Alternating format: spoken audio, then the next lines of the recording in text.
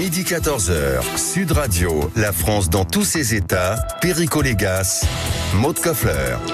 Donald Trump va-t-il trop loin dans les mots, dans les menaces et dans la guerre ? Le président américain a annoncé vouloir bombarder l'Iran jusqu'à son anéantissement. Pékin lui demande de cesser les hostilités et réclame des pourparlers. Et demeure cette question, les États-Unis peuvent-ils vraiment quitter l'OTAN comme l'envisageait Donald Trump hier ?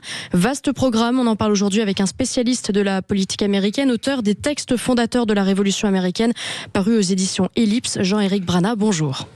Bonjour. Bonjour Jean-Éric Brana, merci d'être en direct à l'antenne sur Sud Radio aujourd'hui. Je citais tout à l'heure en ouverture de l'émission la phrase du président de la République en 2019, l'OTAN est en mort cérébrale, et je disais, est-ce que le président des États-Unis va tout simplement débrancher le malade, qui effectivement semble avoir quelques faiblesses, en tout cas depuis le conflit ukraino-russe. Pour autant, on en revient à la réalité d'aujourd'hui. Le président des États-Unis semble un peu empêtré dans une guerre dont il a du mal à voir l'aboutissement, avec des déclarations contradictoires. La chose s'enlise, l'Iran résiste mieux que prévu. Il nous reproche, aux Occidentaux, en particulier aux Français, aux Espagnols, de ne pas être solidaires de sa juste guerre, tel que le dit Bernard-Henri Lévy, un petit peu de lâcheur, voire de déserteur. Et évidemment, il dit, si c'est comme ça, eh bien, je vais quitter la maison. Autant, et vous vous débrouillerez seul. Si vous êtes attaqué par des méchants, vous viendrez pas pleurer. Vous pensez que c'est un scénario envisageable, où il est possible, il est capable de passer à l'acte ? Je pense que Donald Trump est capable de tout et effectivement, aujourd'hui, il n'a plus beaucoup de possibilités que de quitter ce conflit. Pourquoi ? Parce que les élections de mi-mandat s'annoncent très compliquées pour lui et que s'il reste dans cette guerre, ce sera plus que compliqué, ce sera un désastre. Aujourd'hui, on s'aperçoit qu'il n'y a pas d'appel au drapeau, en tout cas de regroupement autour du chef de guerre, mais il n'y a pas encore non plus de colère forte dans la rue aux États-Unis, mais ça pourrait arriver, et c'est bien ce que Donald Trump en craint le plus, après les marchés, après l'inflation qui vont arriver et qui vont lui faire très mal, si effectivement sa cote de popularité chute et actuellement elle commence à s'effriter fortement, eh bien ça va être la fin pour tout ce qui est le trumpisme. Est-ce qu'on peut considérer que l'issue de cette guerre pourrait être avantageuse pour les États-Unis et Israël? N'oublions pas que c'est quand même une guerre qui a été déclenchée par Benjamin Netanyahou, Premier ministre d'Israël, et Donald Trump et les États-Unis ont immédiatement emboîté le pas. Là, les stratèges vous disent, si on ne débarque pas des hommes au sol, ce régime ne tombera pas. Et l'on sait, je pense qu'ils ont dû faire leurs calculs, et c'est la raison pour laquelle le président des États-Unis tergiverse et est très prudent. On sait que, ne serait-ce que l'île de Karg, c'est plusieurs centaines, voire plusieurs milliers de GIs, de soldats américains morts. Donc les cercueils qui repartent aux États-Unis. Là, surtout avant les élections de mi-mandat, c'est absolument catastrophique. Donc est-ce qu'il est coincé aux entournures là, Donald Trump? Est-ce qu'il est tenu de faire, des acrobaties verbales, des effets de manche, parce qu'il n'a plus d'armes dans sa besace pour pouvoir faire face à la confrontation? Écoutez, Donald Trump fait toujours des acrobaties verbales, même quand il a des armes. Donc de ce côté-là, c'est vrai aussi. Mais si vous me permettez une réflexion vis-à-vis de cette guerre, moi j'étais assez prudent depuis qu'elle a commencé. J'ai pas ni tapé sur Donald Trump ni encouragé. Ce que j'ai remarqué en tout cas, c'est que c'est la première fois que Donald Trump fait quelque chose qui ne bénéficie pas directement à sa popularité et au MAGA.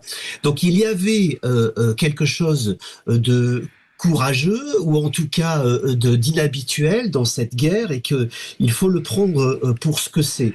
Il y a un danger. Tout le monde l'a compris avec cet enrichissement de l'uranium.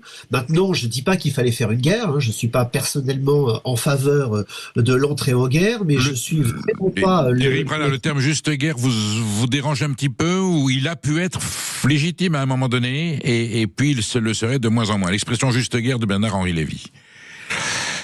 Non, mais Bernard-Henri Lévy a d'autres raisons. Lui, il se met du côté d'Israël et il considère qu'il y a une défense d'Israël à évoquer avec cette guerre parce que Israël est en danger. Mais c'est ce à quoi je faisais allusion aussi, sans aller jusqu'à juste guerre. Il y a un danger existentiel pour Israël et il faut bien comprendre qu'il y a là une poudrière qui pourrit le monde depuis 45 ans ou 50 ans, 70 ans. 70 ans, bien sûr. Et c'est effectivement quelque chose de compliqué. Maintenant, Donald Trump y est allé comme le taureau, la tête la première. Alors vous allez mettre toutes les expressions que vous voulez, hein, mais fallait-il la faire? Pour quelle raison? Comment? On a vu cette guerre débarquer du jour au lendemain et personne n'a compris que Donald Trump rentre dans cette guerre. C'est bien ce qui nous gêne aujourd'hui. Jean-Éric Brana, qu'est-ce qui se passe si les États-Unis, voyant qu'ils ne peuvent pas aller plus loin, si ce n'est au prix de vies humaines, évidemment d'une conséquence catastrophique pour sa réputation dans l'opinion publique américaine, si Donald Trump décide qu'il est satisfait, il a frappé l'Iran, on a détruit leur armement, leur armée est ruinée, les sites nucléaires sont extrêmement affaiblis, nous avons rempli notre mission, nous rentrons à la maison, on rapatrie évidemment les quelques troupes qui y sont, et puis voilà, on s'estime satisfait. Stratégiquement, c'est catastrophique. Ça veut dire que les gardiens de la Révolution estimeront qu'ils ont gagné cette guerre et ça sera un camouflet épouvantable pour les États-Unis. Mais ils auront gagné cette guerre. Donald Trump l'a perdu de toute façon, à moins de détruire l'uranium enrichi. La guerre, elle est perdue pour les États-Unis, quoi qu'il arrive. Si l'Iran est toujours en place, si ce régime est toujours en place, et si les États-Unis sont venus, ont tout cassé, sont repartis et qu'il ne s'est rien passé, les États-Unis auront perdu la guerre. Mais encore une fois, tout le monde en était conscient dès le départ. On est même surpris que les conseillers de la Maison-Blanche n'aient pas été aussi de bon sens que tous les gens que l'on peut croiser dans la rue. Tout le monde le disait, tout le monde s'est posé cette question, qu'on soit français, hollandais, allemand, américain, canadien, tout le monde l'a vu qu'il y avait un problème. Alors Jean-Éric Brana, est-ce qu'il y a un risque que, consécutivement à cette confrontation extrêmement violente avec des armements balistiques, on a vu que l'Amérique a mis toute sa puissance, toute son énergie pour essayer de gagner ce conflit. Est-ce qu'il y a un risque que la Russie et la Chine aident les Iraniens à mettre en place leur arsenal nucléaire militaire, sachant que, comme la Corée du Nord, si tu as la bombe atomique, on peut plus t'embêter. Ça serait évidemment pour Netanyahou quelque chose d'épouvantable, mais est-ce qu'il y a ce risque que les Chinois et les Russes, justement, voyant que les États-Unis sont en train de dégommer tous leurs alliés, je pense au Venezuela, je pense à Cuba, ils donnent un coup de main au niveau nucléaire, au niveau atomique à l'Iran? Alors, je n'y crois pas une seule seconde. Ce n'est ni l'intérêt de la Russie, ni l'intérêt de la Chine. Et pour l'instant, je pense qu'ils regardent ce conflit avec intérêt, justement parce que ils se disent que eux-mêmes, ayant quelques bisbilles avec les États-Unis ou des possibilités de bisbilles, et j'utilise ce mot pour pas en utiliser un autre. Oui, bien sûr. Ils sont très intéressés par la suite de cette guerre, en voyant comment elle est menée. Et pour l'instant, elle n'est pas menée du mieux qu'il soit. Donc, on peut craindre pour d'autres points sur ce globe parce que les Russes comme les Chinois ont des velléités eux aussi à aller envahir d'autres pays ou à étendre leur action à droite ou à gauche. Est-ce que pour autant le régime des Mollahs est affaibli? On dit que les Mollahs d'ailleurs n'ont plus le pouvoir, ce sont les gardiens de la révolution, donc des militaires, on va dire des soldats, des guerriers qui ont pris le pouvoir. Est-ce que pour autant cette guerre, les frappes ont été d'une violence incroyable, tant sur le plan stratégique, économique, est-ce que pour autant ce régime chiite intégriste est affaibli?